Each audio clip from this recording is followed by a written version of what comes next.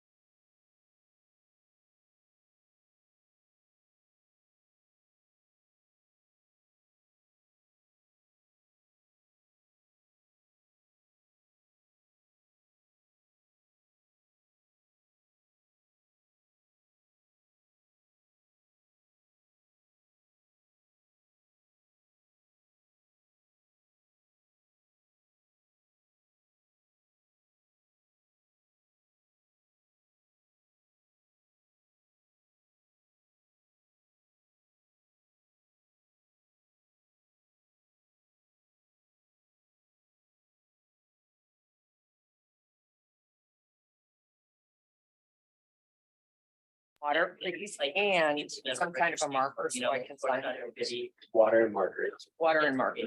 And who's speaking first? Dean Musil. Okay. And then she'll introduce Joyce. Joyce will Alright. introduce you. And then Dave's up. Good. Good luck. Thank you. Thank you. Thanks for everything. Oh my gosh. Then I'll finish. I'll be back in like 5. All right, Okay. don't get lost. I won't. Chapter 3. Because I'll never find you. Okay, who's your guy? Well, I also feel like I've been around the campus and everything, well, campus. That was an exaggeration in this building enough to be dangerous. Because I would think I would know where I was going. And I was like, wait a minute, you're supposed to be someplace 15 minutes ago. And I was like, Well, and looking at, especially from upstairs, Yeah, you look around and everything looks the same. It all looks same, you know, like the right end and the left end, it all looks the same. So it takes time to figure that out. All right, thank you. You know, All right, bye. Yeah. I want to make sure this is sharing online. Someone stop sharing. you. I want to share screen. Compromise. You know, Dr. Cosgrove was Mark's college classmate and fraternity brother. Under a category of very, very small world. Yeah, I've known Toby for, Mark and I have been together for more than 40 years. I've known Toby as long as I've Wow. known Mark. Yeah, yeah.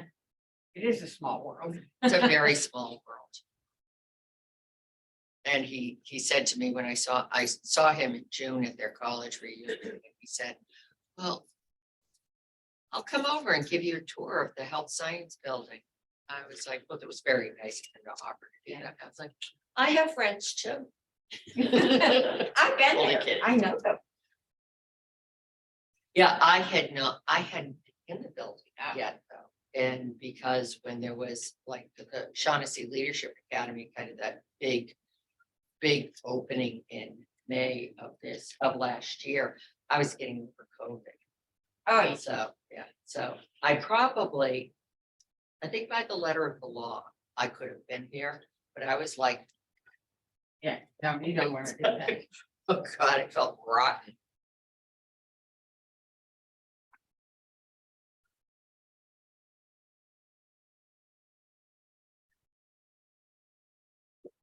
So the Cleveland Film Festival is going on right now, and some of our alums out of New York, there was a film about them, Filipino nurses.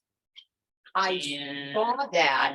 it Oh, was really? about the nurses during COVID. Oh, And what I didn't realize was a third of all nurses that died from COVID were Filipino nurses. No.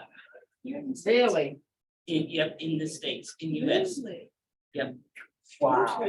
And so it's, the film is called Nurses Unseen.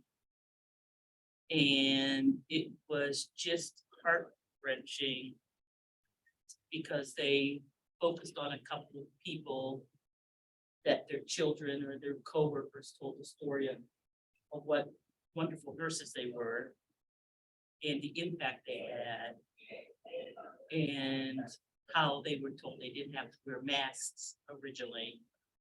Remember how all that was Yeah. going on? Yeah. I mean, I think there was a part of me that kind of forgot some of that, but you know, it comes You back know- quickly. But, Same here.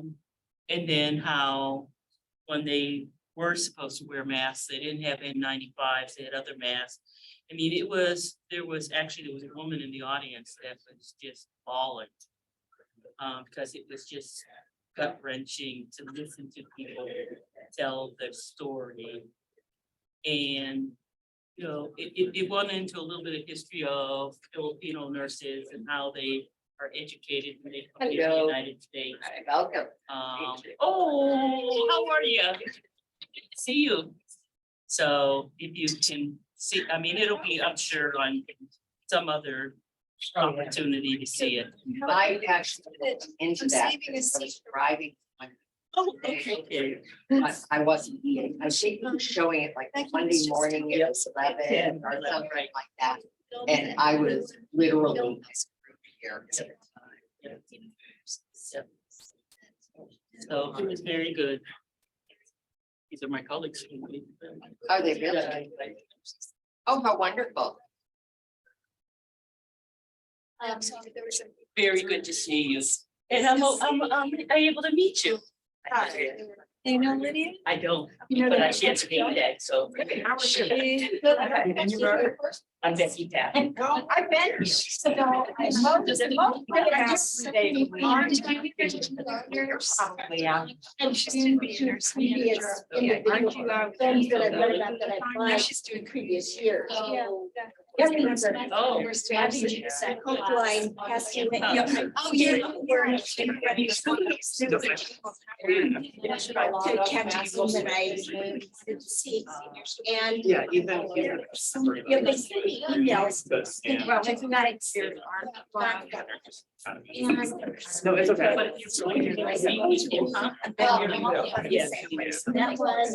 That one. Keeping you busy. Very good. That was more fun. And she's been on. Any questions?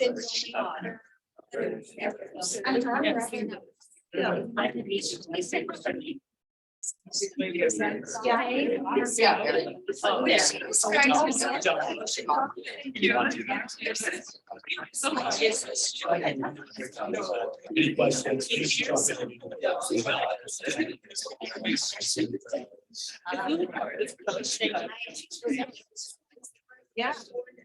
Yeah, thank you. I do appreciate it.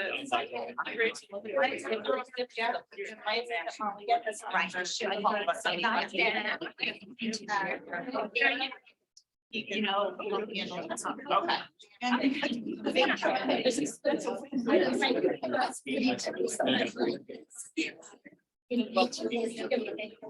Oh, yeah.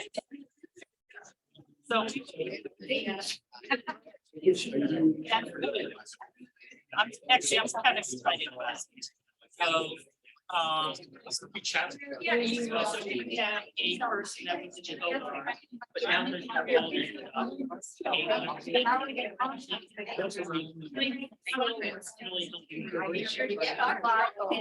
was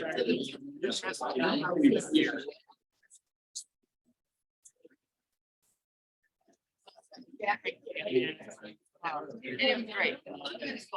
But they.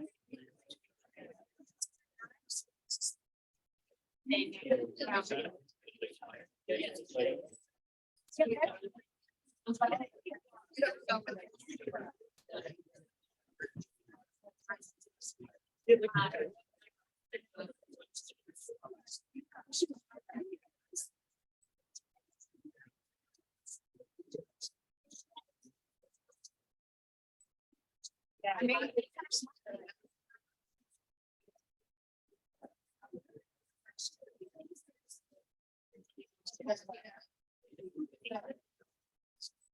I mean, I don't.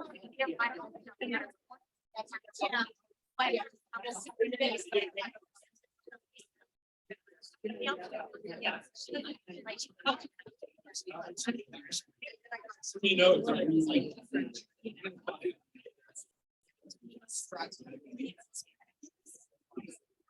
Yeah. That was fun. That was like.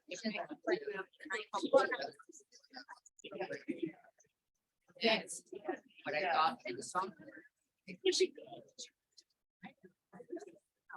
And then.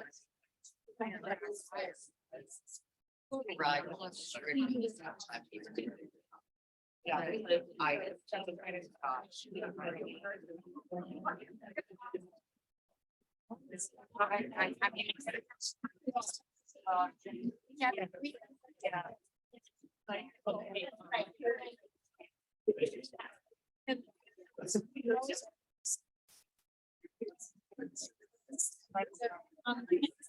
Yeah, Michelle and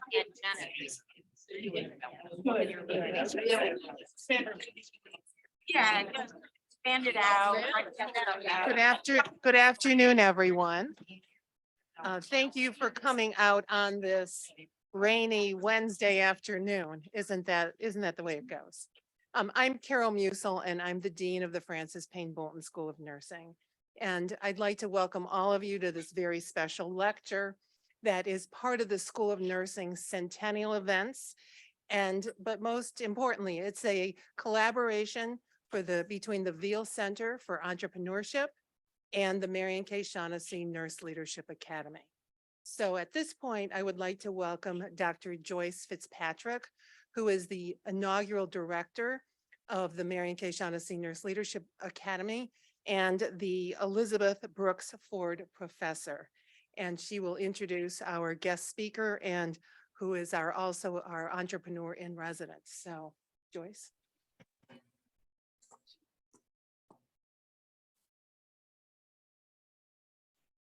Thank you very much, Dean Musil. And I'd like to welcome my colleague from the Veale Institute for Entrepreneurship, Michael Goldberg. And Michael has also just joined the Global Advisory Board for the Marion K. Shaughnessy Nurse Leadership Academy. So he wears two hats now. And we're very pleased to partner with the Veale Institute for Entrepreneurship. And this is our second event in partnership. Dr. Margaret Fitzgerald is our executive in residence, and she's been with us talking with our students and our faculty. And she is, of course, going to talk with all of us tonight. I'm very pleased to introduce her background to you. She's a clinician. She still practices. She's an entrepreneur, and you will hear about her entrepreneurship. She's an author, and of course, she's a very, very popular speaker. Peg is the founder of Fitzgerald Health Education Associates, a leading national provider of nurse practitioner certification preparation, and of course, also other continuing education. She's contributed to the development of the nursing profession and the practice through numerous publications and presentations. And some of you will be familiar with her book, The Nurse Practitioner Certification Exam Preparation. So any of the nurse practitioners, how many of you here are nurse practitioners? So of course you're familiar with Dr. Fitzgerald's work. She's a sought after national speaker, and she speaks on topics that for those of us who are not in clinical practice currently might be a little foreign, like pharmacology, infectious disease, and healthcare generally. She practices at a federally qualified health center and has done so for more than 3 decades in Massachusetts. And of course, she'll tell you about that. And she has helped many families over the last 3 decades and remembers the families as they come in from one generation to another. She serves on the Pharmacy and Therapeutics Committee of one of New England's largest HMOs. And her book, Nurse Practitioner Certification Exam Prep, received the prestigious American Journal of Nursing Book of the Year Award. Peg is a tenacious and bold. And I emphasize the bold because you must ask Peg about her bold label at the reception after this. She has earned many honors and multiple Lifetime Achievement Awards. And she's also an adjunct faculty member at FPB and an inaugural member of our Global Advisory Board. She has participated in the Global Advisory Board of the Marion K. Shaughnessy Nurse Leadership Academy. She's helped us shape our various programs, and she's always advocating for advanced practice nurses and expanding their scope of practice. So it's my pleasure to welcome to the podium Dr. Margaret Fitzgerald, the bold nurse practitioner. Okay.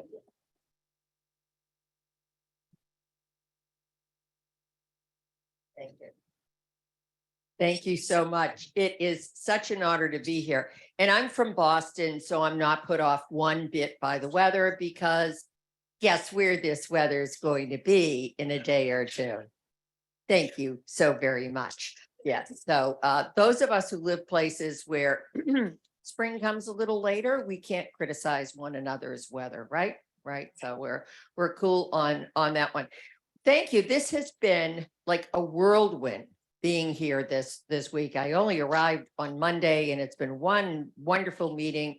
I was talking, I had the privilege of meeting with some sophomore nursing students today who I have labeled as embryonic because they're like young and they're so like just, they're so engaged. They also eat a lot of pizza. And then I met with some MN students this afternoon. It's been one thing after another. And of course, this is really rather the highlight, talking about the difference between the entrepreneur and the intrapreneur. And so what I'm going to do is kind of dive right into this. Please stop me, raise your hand, anything that I can do to help you out. I am here to help you. And one of the things that I want to do is make sure that you folks are aware of what you have in your own backyard, if you will, for resources. So hold on one second here. Oh, come on now. Knock it off. All right. So you heard about all of this already. And one of the things is for those of us who are in healthcare, we often collect letters after our names, so I've collected a lot of them over the years. And it was fun talking with the nursing students today about how I got to the point that I happen to have all those letters after my name. All right. And this is the disclosure that my company put in here because they were like, yeah, I'm not going to talk about any drugs, but that helps with the C part. So what we're going to do, take a look at the traits of a typical entrepreneur, define some characteristics commonly encountered in healthcare providers who are entrepreneurs. Oh, okay. All right. Okay. All right. So I'm just going to go ahead. And if anybody knows technically how we can deal with that one, that's okay. Well, there is an expression called, may you live in interesting times. And what that really means is if times are interesting, then times are challenging. I have been in healthcare for, as we would say in Boston, a wicked, wicked, wicked long time. All right. In fact, this year, I will celebrate my 53rd year as a registered nurse. Yes, I promise not to just keel over in the middle of this presentation. And yes, I was 9 when I became an RN. No, I was young. I wasn't that young. I'm not going anywhere either. And out of all the years that I've been in healthcare, like the last 3 years, come on, have been, shall we say, the most interesting. And it is interesting, and it's a great privilege to be here at CASE at this time when I'm not going to say that it's the new normal because everybody's worn that out, but it's been a wonderful, it's great to see that people are saying we're back together again, literally in person. So this has been just a tremendous time to be here. But is anyone else tired? Yeah, we're exhausted. We're exhausted. But challenging times like this, interesting times, are also times that we should take advantage of what we can do with moving forward. Okay, yeah, I do wish I had a remote, but I don't. Okay, so let's get into what's an entrepreneur and what is an entrepreneur. Anyone here, would anyone here like to say that they've never heard the term entrepreneur before? I mean, do we all know what an entrepreneur is? We all kind of do. But an entrepreneur, a lot of you will end up being more in the entrepreneurial route than the entrepreneurial route. So what is it? An entrepreneur envisions creating a company from the ground up, but an entrepreneur works within an established organization to develop an innovative idea or a project. All right, how many critical care people are in the room? All right. Do you think you're gonna open up your own standalone ICU? No, I don't think so. I am not envisioning drive-by ICU, but don't give some people in healthcare an idea that we could have a drive-by ICU, because they might actually do that. So there are some systems that do not lend themselves well at all to an entrepreneurial route, but the entrepreneur would really be the way to go from that. Okay. All right. So entrepreneurship defined, it's a process of creating or seizing the opportunity and pursuing it regardless of the resources that are currently controlled. Now, one of my favorite definitions of an entrepreneur is somebody who's willing to work 16 hours a day for themselves so they don't have to work 8 hours a day for somebody else. All right. And believe me, as a lived experience, people will say to me, do you ever really take a day off? And it's like, yeah, sometimes I do. I flex my time around, but not necessarily. But it really is great. You have the ability to start with an idea, from build a new venture, the ability to take it to a point where the business can sustain itself on its own internal cash flow. And there's something that's often said in the business world is there are the two times in a company that are the hardest to reach. The first $1 million and then $1 million to $5 million. And that's those are two of the hardest times to get a business to that. Now, I think a lot of you are going, well, what the heck would you ever sell or supply as a service that's going to get you to $1 million and then up to $5 million? Well, that's part of what an entrepreneur needs to do. But at the same time, an entrepreneur would need to do that as well if you're going to have a viable product or a viable service. Come on in. Come on in. We've got plenty of room here. Okay. All right. Now, it just told me I'm signed up. You know, you would think 3 years into this, the whole Zoom thing is working, but not necessarily, not necessarily. So entrepreneurs have freedom, self-direction. They also need to take the risk. We have the privilege of keeping an eye on the horizon. And that's what I like doing the most.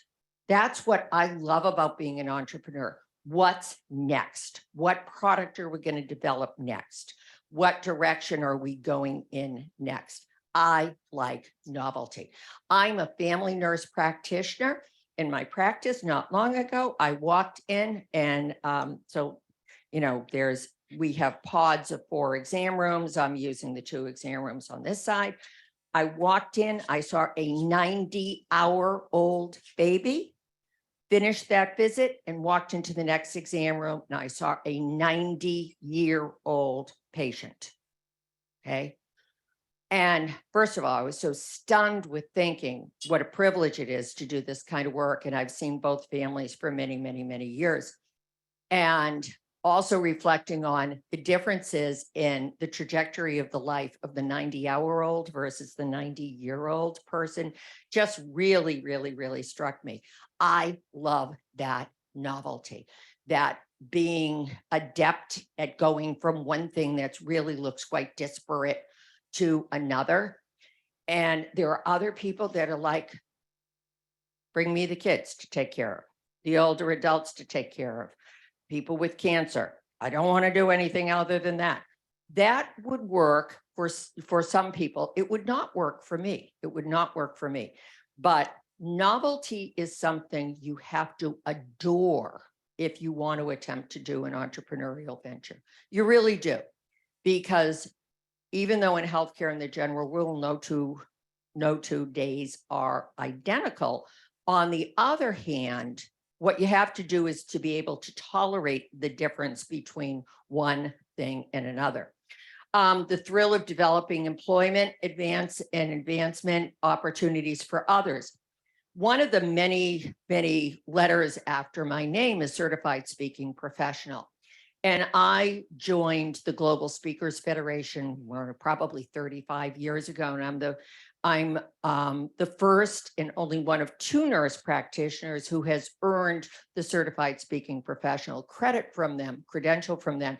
And it's a long 5-year process on expertise, ethics, experience. You had to have spoken for 100 different organizations before you're even eligible. So yeah, it's a very, very, very high threshold. Oh, you should have seen it the year that I had 99 different organizations and we thought we had 100. The person who was helping me with my application double counted, unfortunately, one group.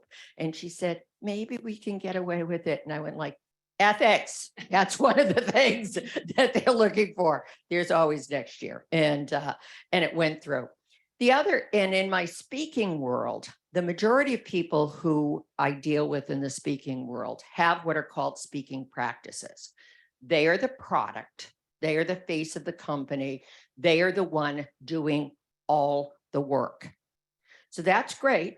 That's great. And what they'll say is, oh, this is wonderful. I make a great living and I don't have employees.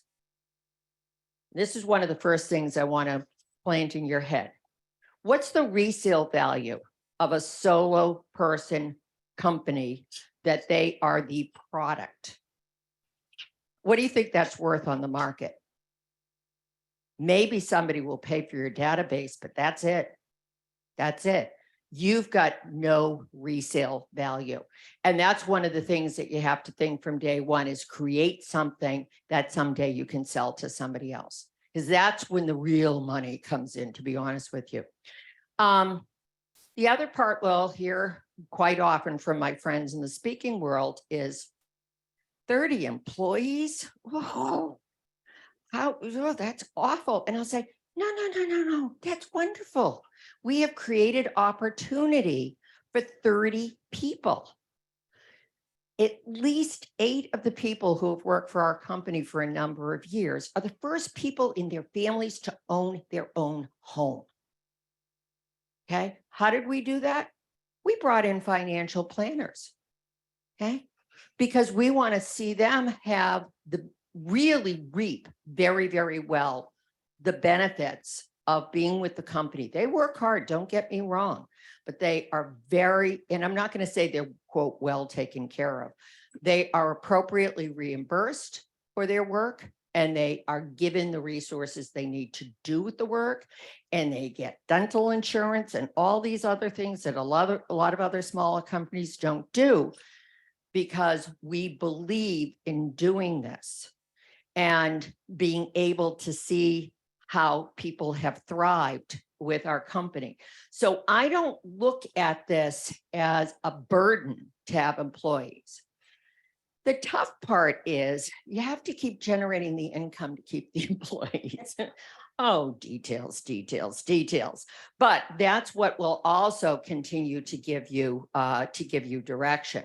So an entrepreneur, now this is a person who promotes and develops an innovative product, as I mentioned before, within an established company. It's going to act like an entrepreneur, but within a greater group there. So now, quick question for you. Can any shout out some famous entrepreneurs? People that you think, oh yeah, this person did kind of start up that company that is now Mark Cuban. Yes. My favorite judge on Shark Tank. And by the way, Shark Tank is I know there are people from Veale the like people with MBAs in this room, and they're going to cringe when I say this. Listen, watch Shark Tank. You will learn about a good and a bad business plan. It's a good way to do that. Yeah, he very entrepreneurial. Anyone else? Bezos, Jeff Bezos, Oprah. Oprah. You know, like gold standard. Bill Gates, right? Okay. Now, anybody know any entrepreneurs?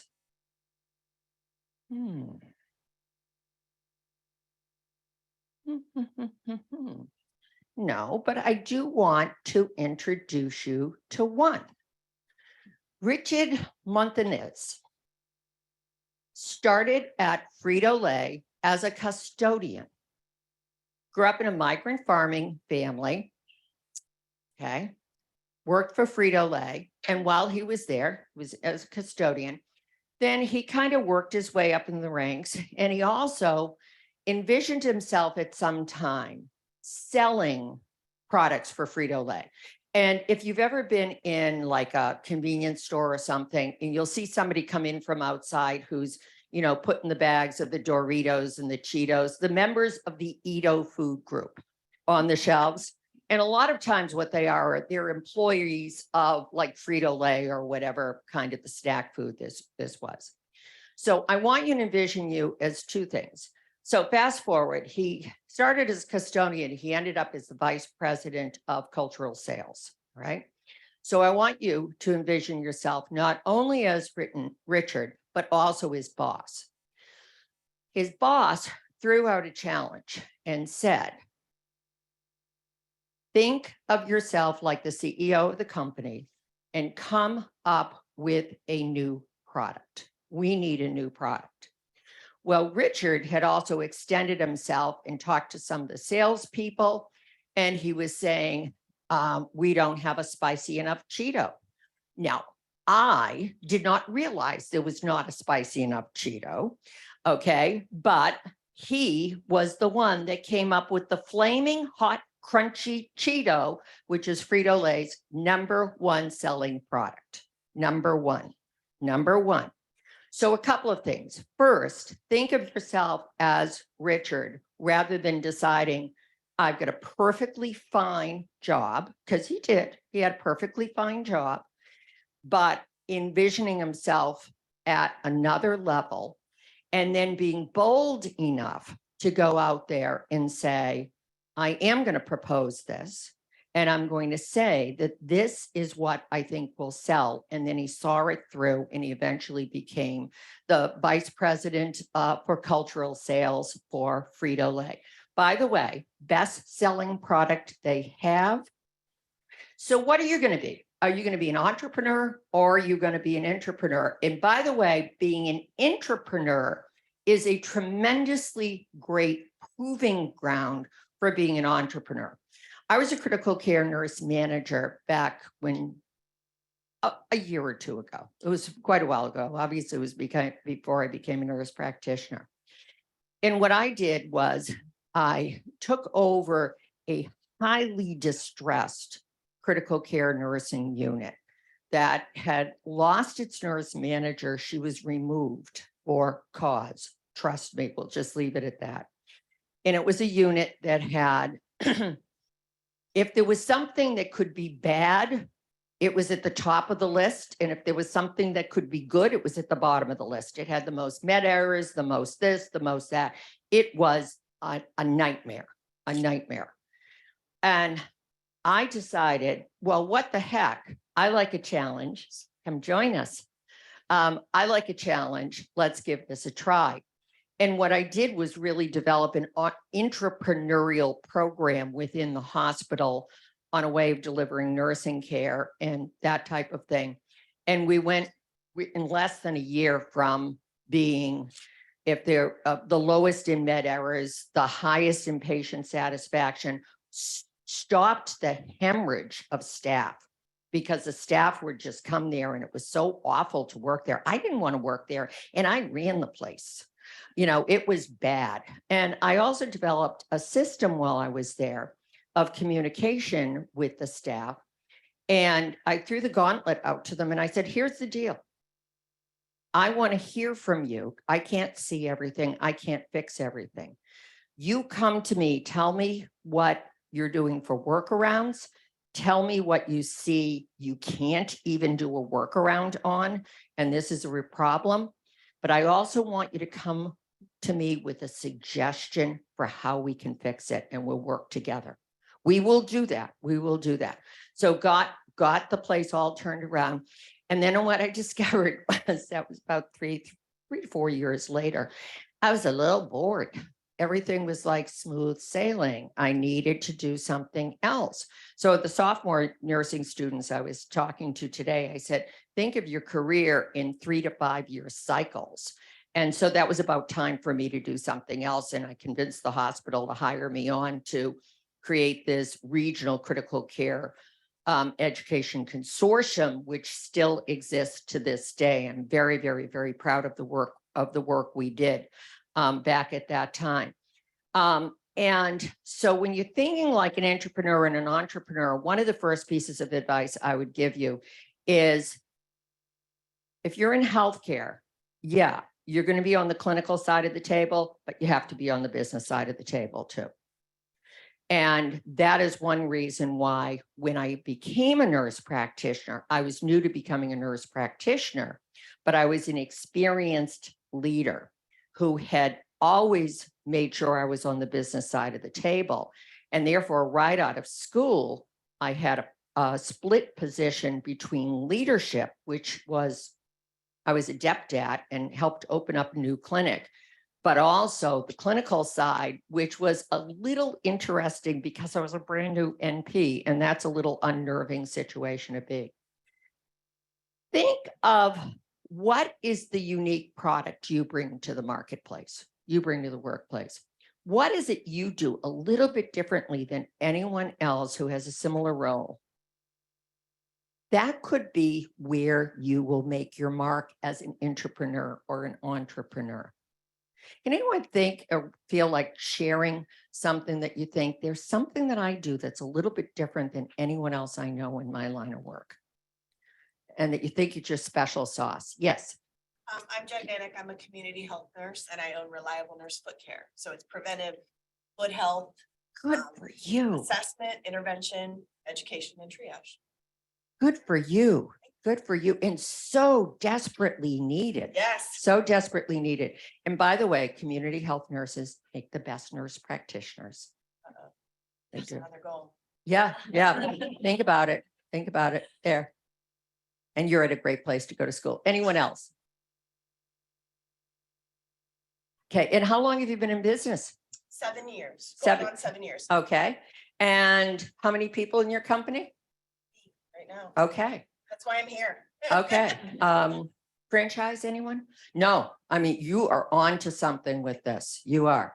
So what does a corporate citizen have? Some security. Does anyone have lifetime employment anymore? No, not really. Not really with the current marketplace. You have self-direction within corporate confines.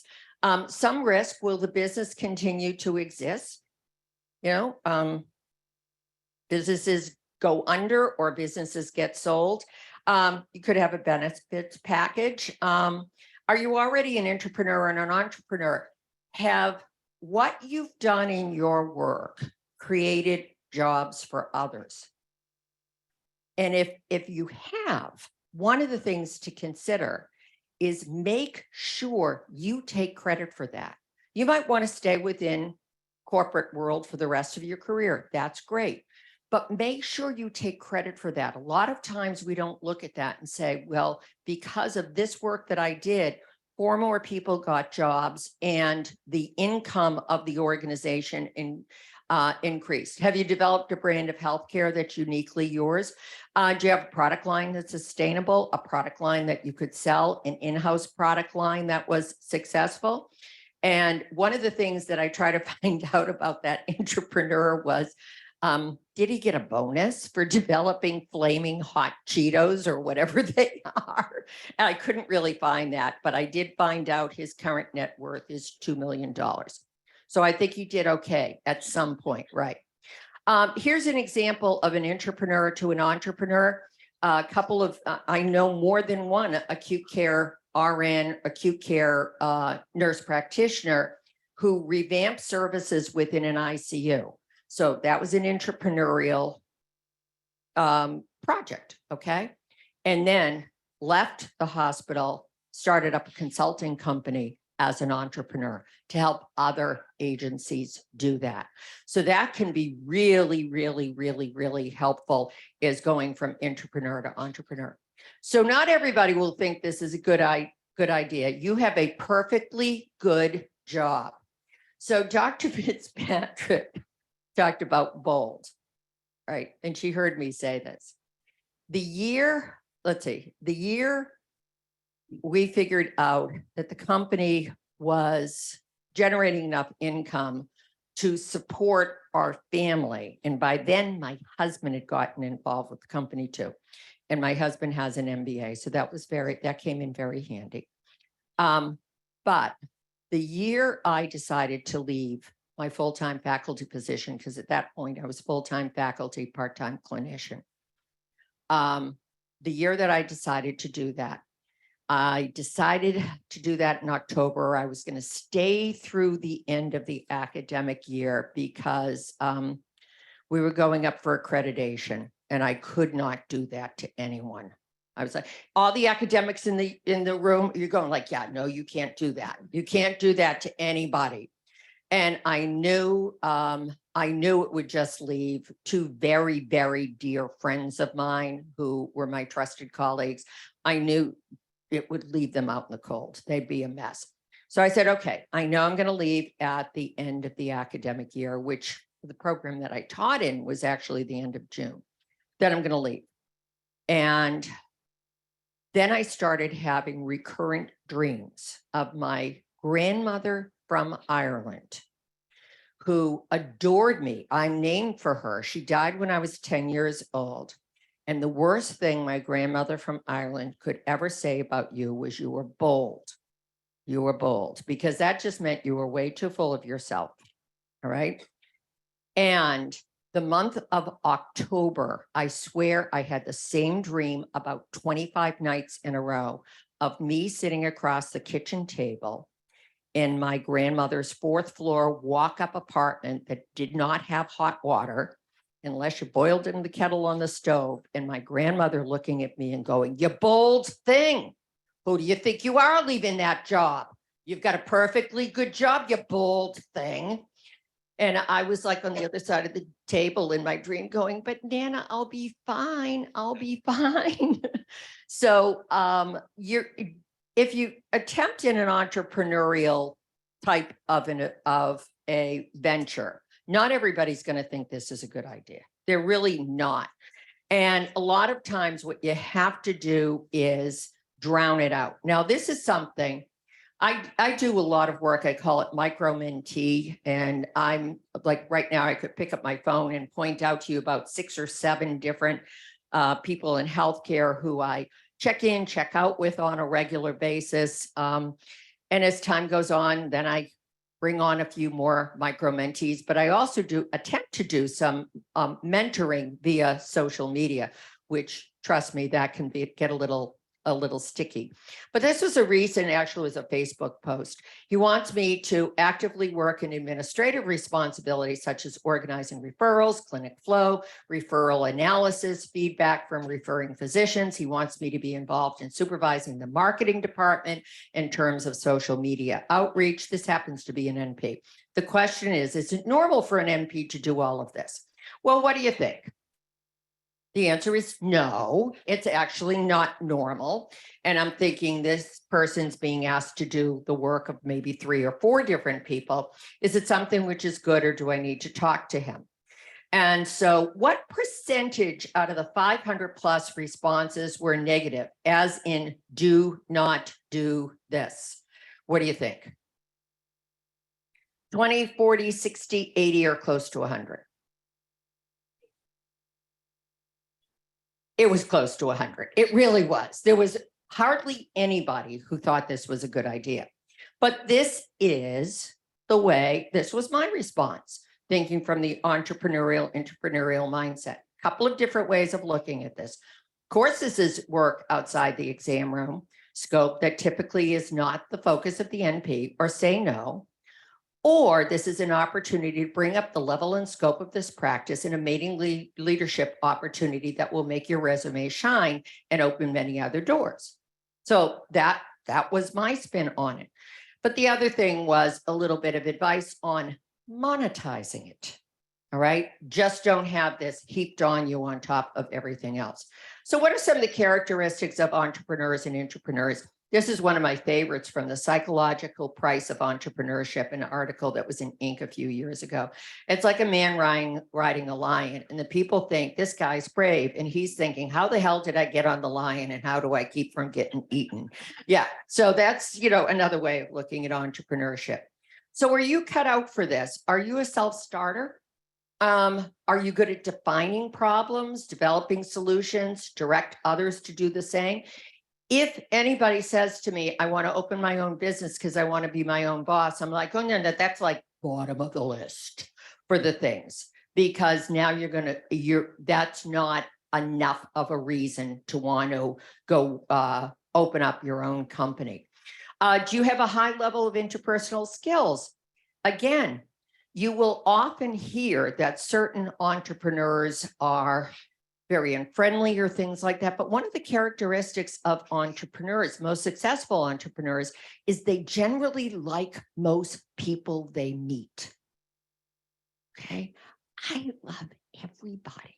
Well, almost everybody. You know, I have a few exceptions, but that has served me very well. And as Dr. Fitzpatrick will always say, 90% of leadership is interpersonal relationships. Why do you think I'm here? She kind of took a shine to me. Where have you worked? Large versus small, profit versus nonprofit organization. There's something to be said for each one of those. I've had people say, oh, I could never do anything entrepreneurial. I've always been with nonprofit organizations. No, that's not a reason. That's not a reason. Oh. Do you have a history of making waves in the workplace?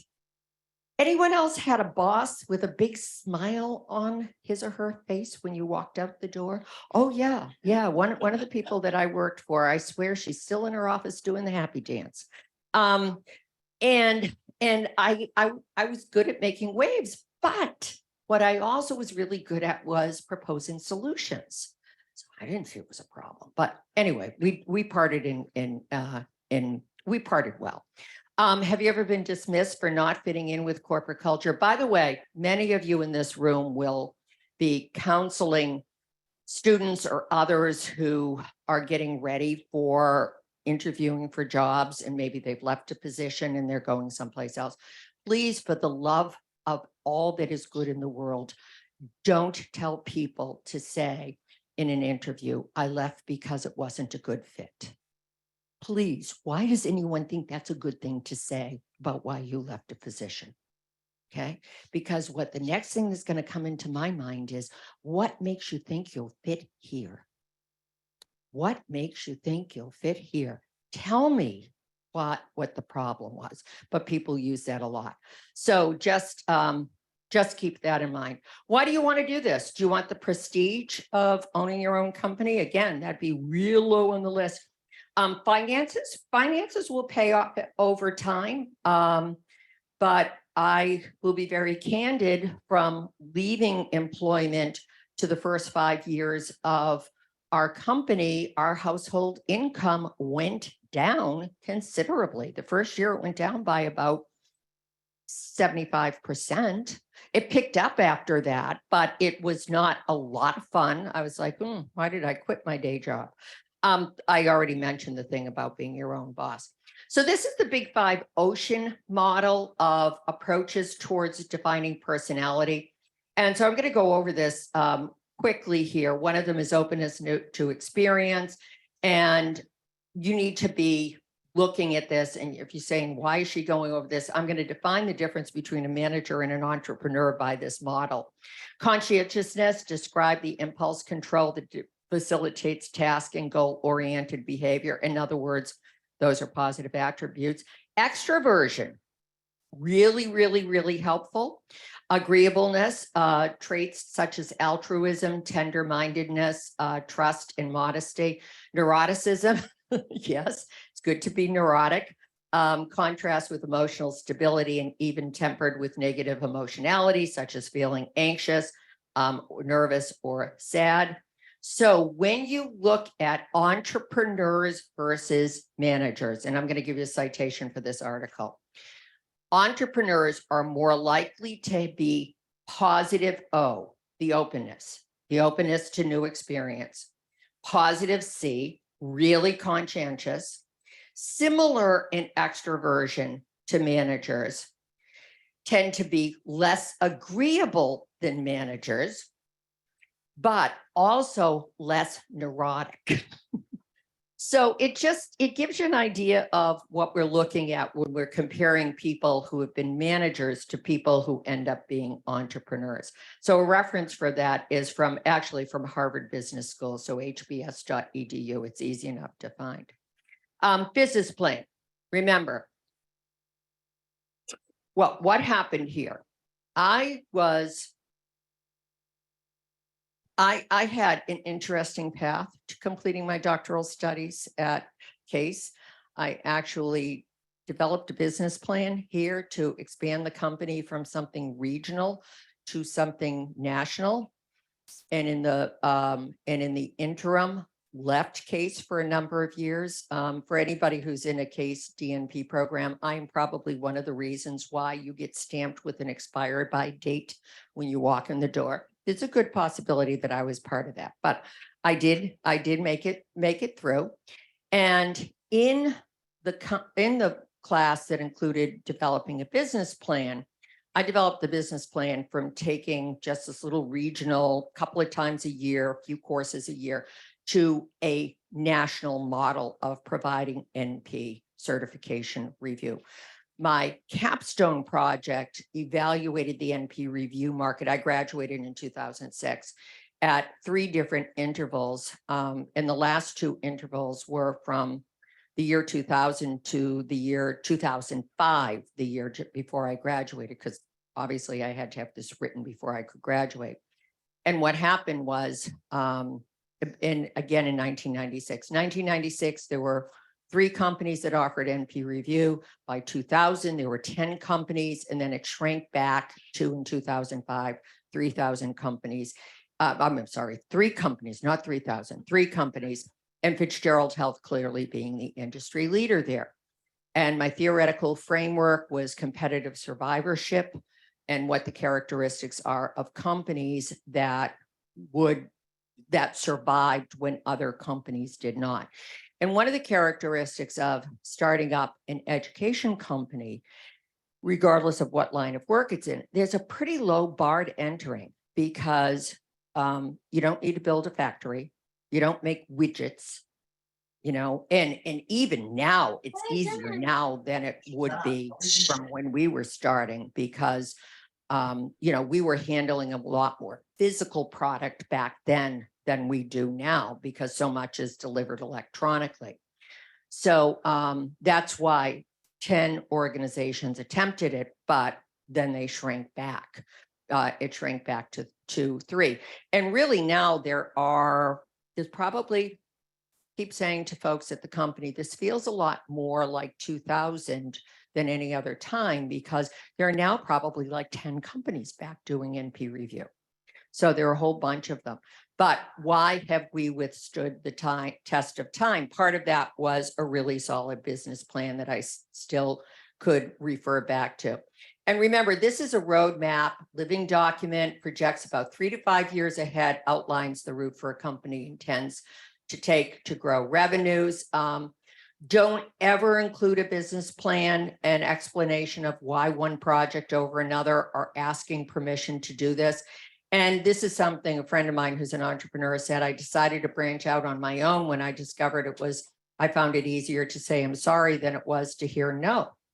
And I even remember when I was here in my doctoral studies, talking to one of the professors that was also doing consulting, and I remember this particular professor saying to me, I will never own Case Western Reserve University. And you're like, you got that right. So that was one reason he was doing what he was doing.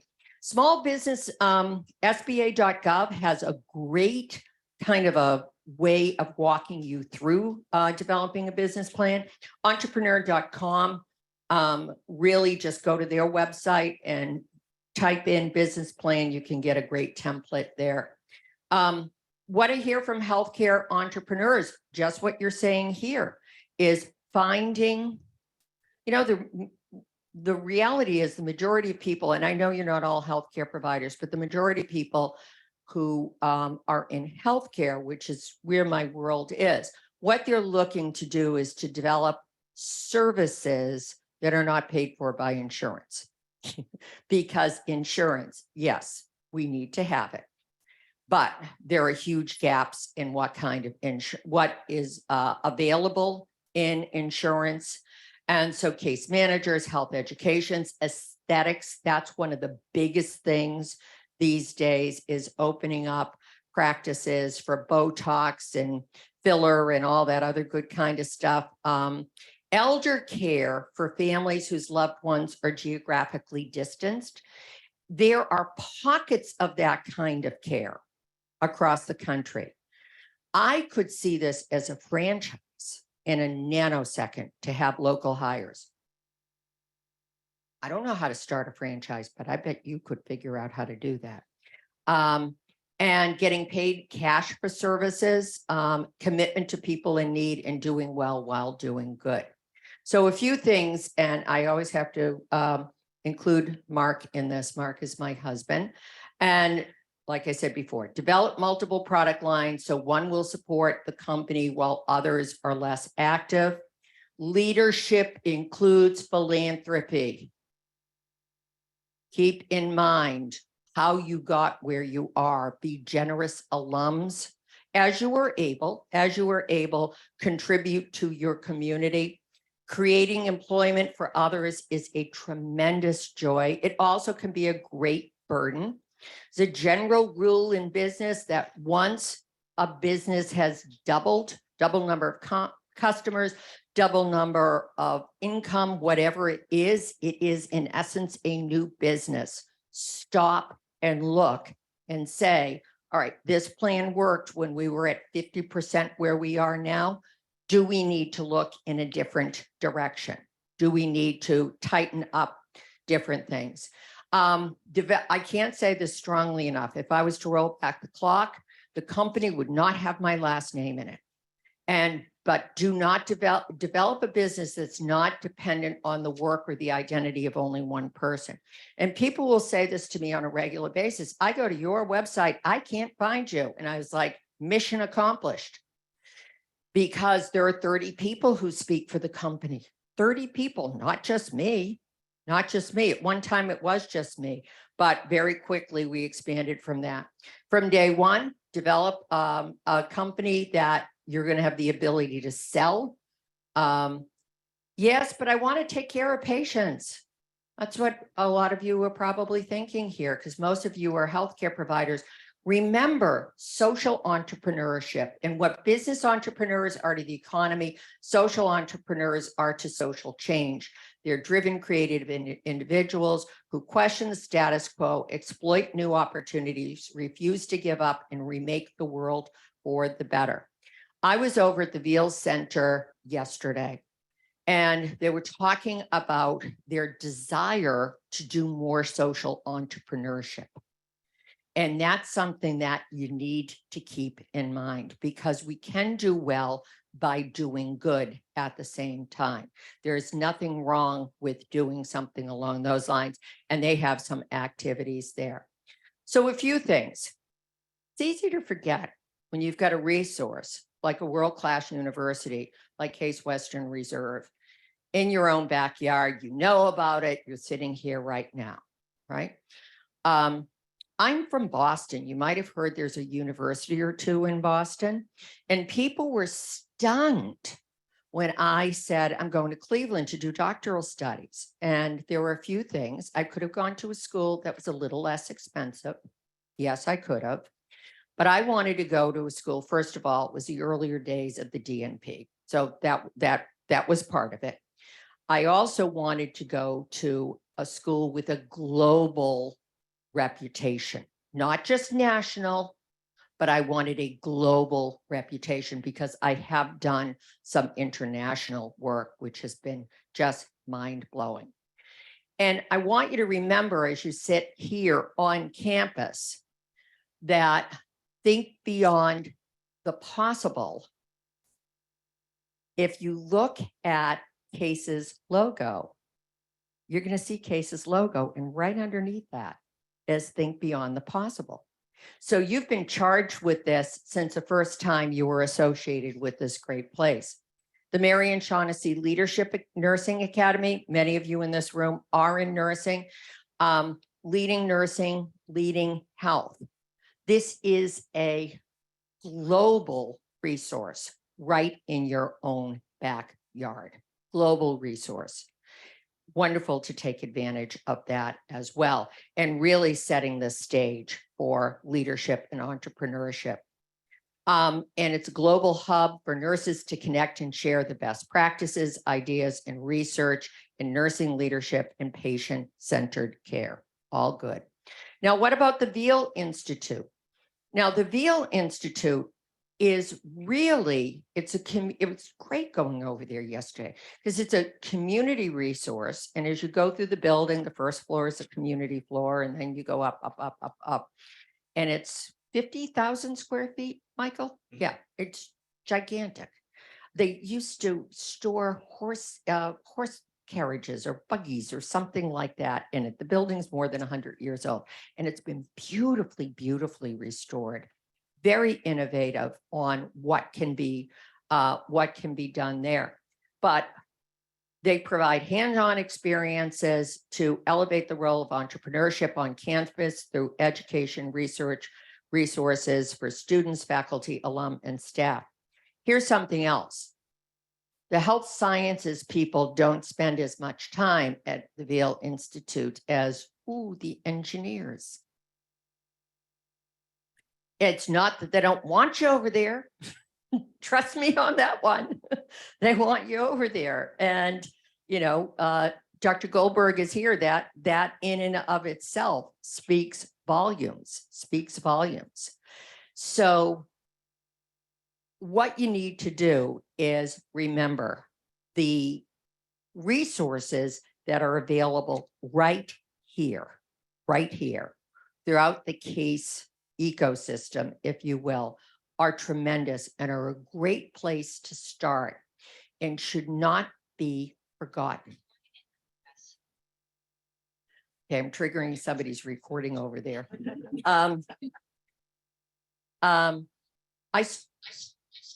Okay. I'm getting a little feedback.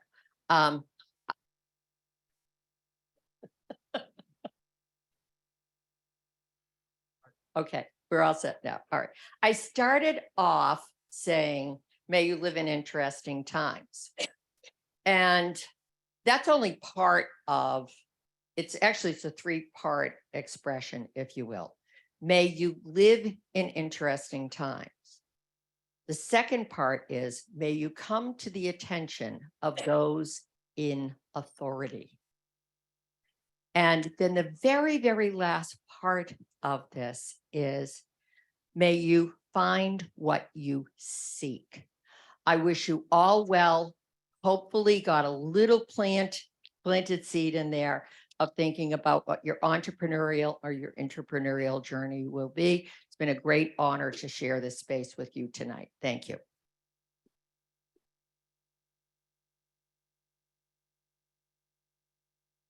Questions or comments?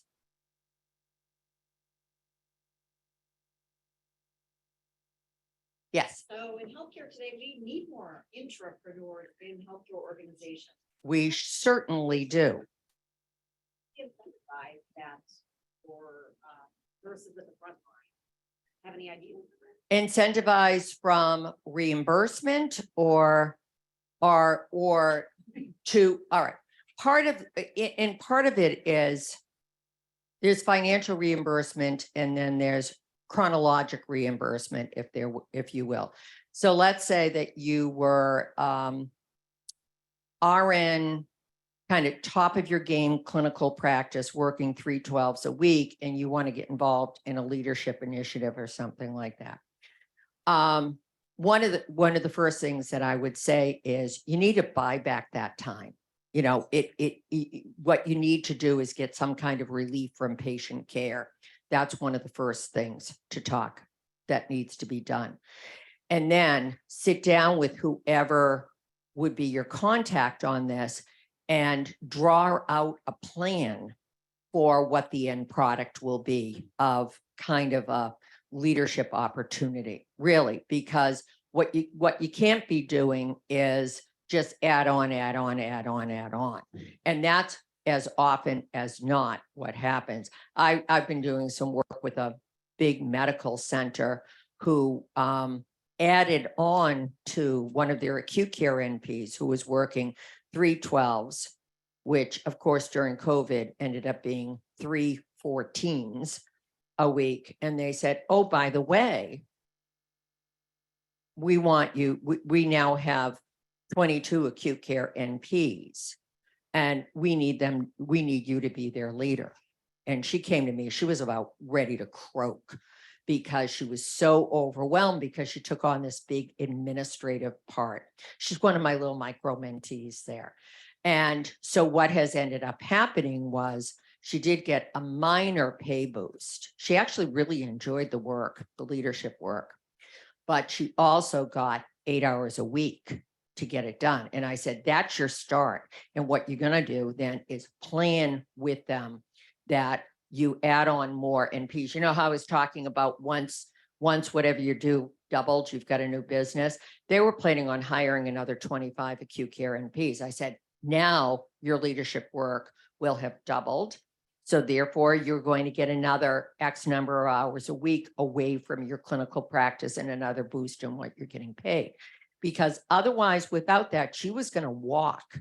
She was going to walk. And does anyone else want that job? Yeah, no. And this was a cancer care center. So, and they were up to their eyeballs in people with COVID like everybody else does. But they not only had COVID, but they were like loaded with cancer to boot. So they were very, very, very ill patients, very, very ill patients. And it was really, she was not being given the resources to do the work that she needed to do. And that was one of the things. And you were in a class I taught earlier today where I was talking about doing the we when you're negotiating with people, sitting down, I'm concerned. Okay, there's the I'm concerned, and then lay out that she couldn't possibly do the job appropriately because she had no release time. I'm committed. That's another good thing to throw in there. I'm committed to the project of upping their acute care NP. Throw in another I if you can, and then how can we work together to make this more equitable? And sometimes you can't even use the word like better. Sometimes it simply needs to be more equitable. And she ended up staying there, and she is a gem. She is a gem. If they were to lose her, I'd be coaching her about starting her own entrepreneurial practice with helping hospitals onboard and orient acute care NPs, which is a huge need, huge need. So any other questions? Yes. I think there's one from Kylie. Are you able to unmute and ask your question, or do you want me to ask it for you? Oh, thank you. I'm not even looking up there.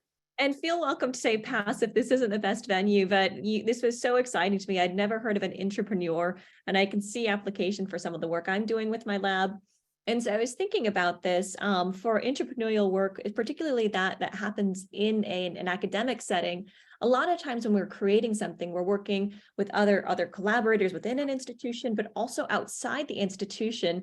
So if you think about kind of the shared ownership, how could we manage some of that to create a business model out of what we're producing? And in my case, it's intervention work.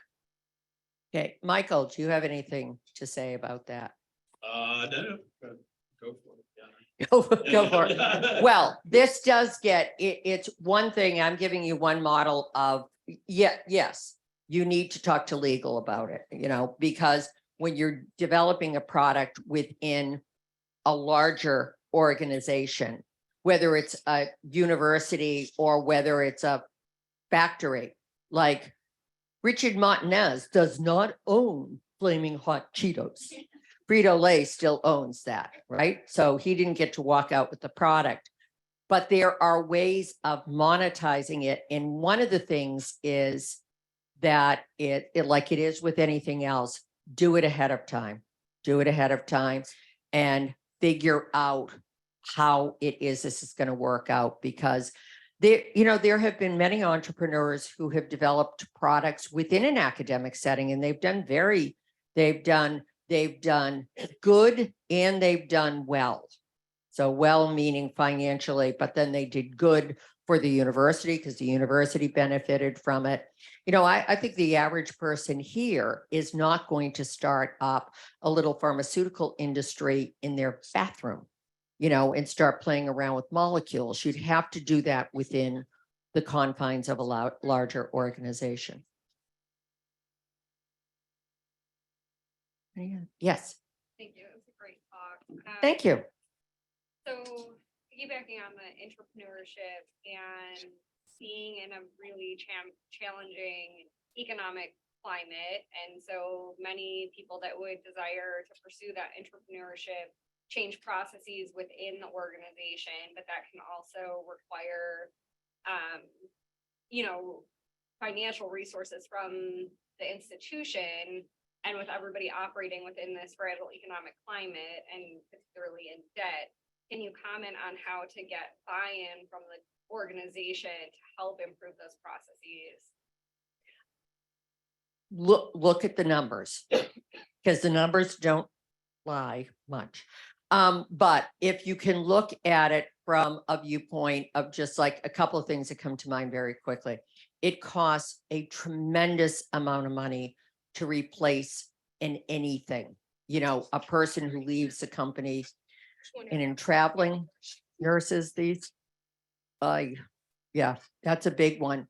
So look at the replacement costs of whatever it is, and look at things that immediately come to mind. Is this something that could reduce Medicare penalties? That is a big sore spot for so many healthcare systems, of patients being readmitted too quickly or whatever it would be. So look for their pain point. And as you're saying, finances are a gigantic pain point these days, gigantic. So that would be where I would go. But one more time, it requires you to be on the business side of the table. And we all need to be more on the business side of the table. You're welcome. And another one from Zoom, Ayodele, I don't know if you can unmute to ask your question. Thank you very much, Michael. It's a pleasure to be here. I'm actually calling in from Lagos, Nigeria. Oh, you might get the long distance award. Thank you. So glad you could be here. Thank you. So I was just wondering, I love the concept you have just promoted, which is entrepreneurial practices. And I was trying to link that with healthcare. I teach health economics, and I'm beginning to wonder how entrepreneurial practices can be promoted within the healthcare system, given our own developing countries' context. Thank you. You know what I would say? Go back to that pain point. Figure out, and a good place to start, particularly if you're dealing with students and you're bringing them along on a concept like this, is to start with something that on the surface looks simple. Foot care looks simple. It ain't simple, is it? No, it's not. But a tremendous need. You saw it. You went in there and you have taken off. Good for you. Good for you. So start with something that could initially look like a smaller issue and then carry it on from there. Like I can see the foot care concept and then linking it to an endocrine practice. Do you get all their foot referrals? Okay. Yeah. So there are different ways of doing things. I can also see another product line for you, teaching people how to do this. Okay. And so what is, I believe the best place to, the best concept is to start rather narrow and then expand it from there and get the basics going and then add on from that. You know, everybody knows the name Amazon. Did Amazon start off selling everything under the darn sun? No, they started selling books. That's how they started. And I'm not saying that that was necessarily easy, but it was a product that didn't rot if you didn't sell it. Okay, that's part of it.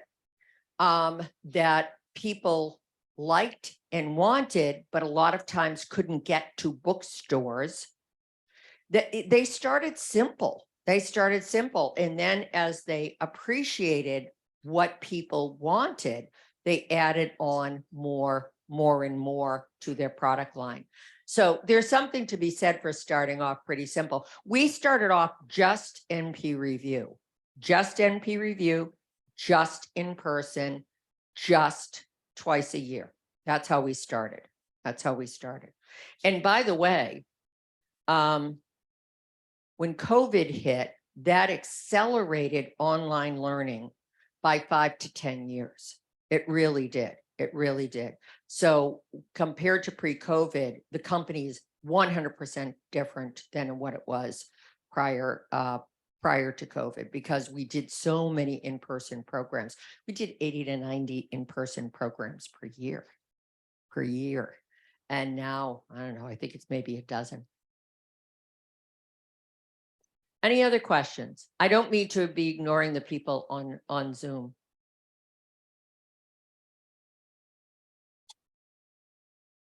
Thank you very much. Thank you. And am I going to turn this over to my cousin Jack? Yes. Do I get to open this? You can open it now. We wanted to get you something that is from the Cleveland community.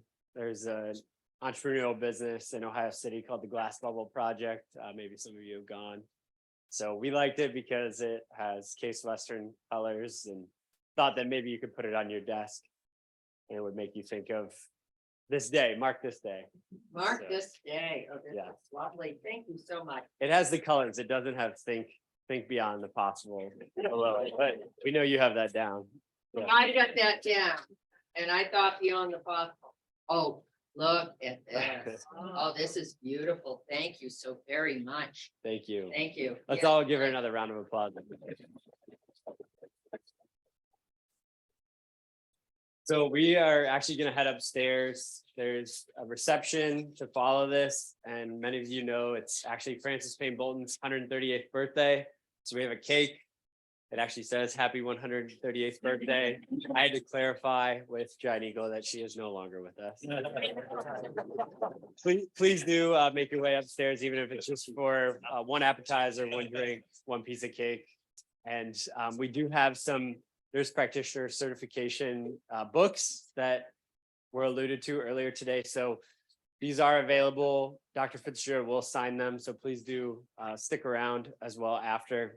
What are we doing the drawing on this? We're not doing it. We are going to have to think beyond what's possible. Okay. But How we do a few things.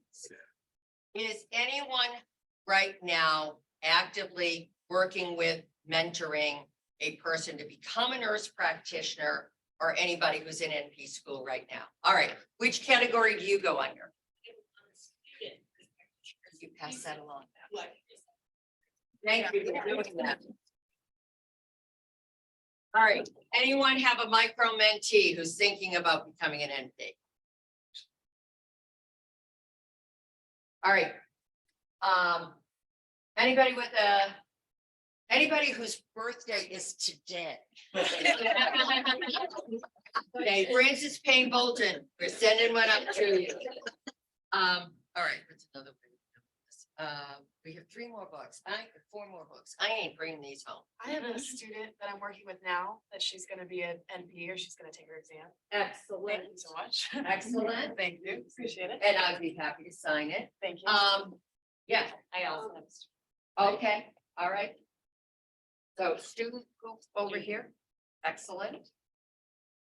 I just graduated from my NP last year and I'm planning to take the exam. Oh, wonderful.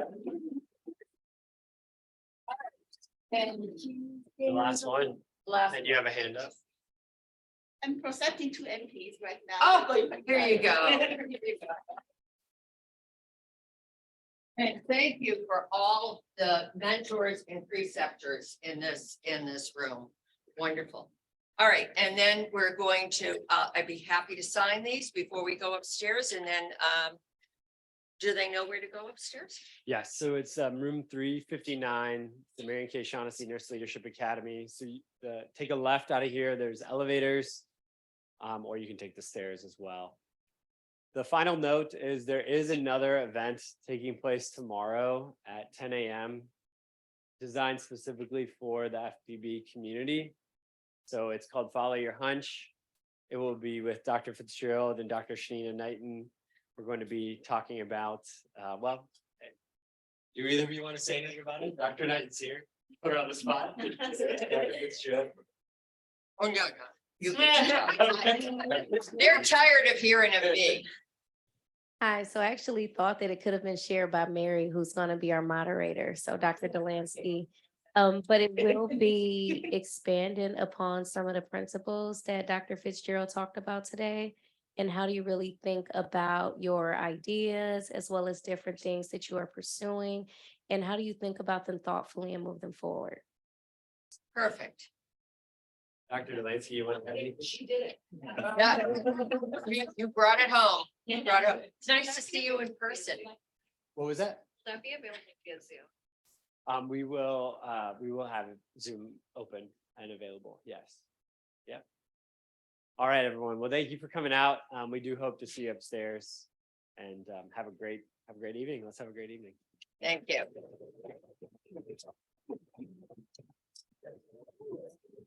Okay.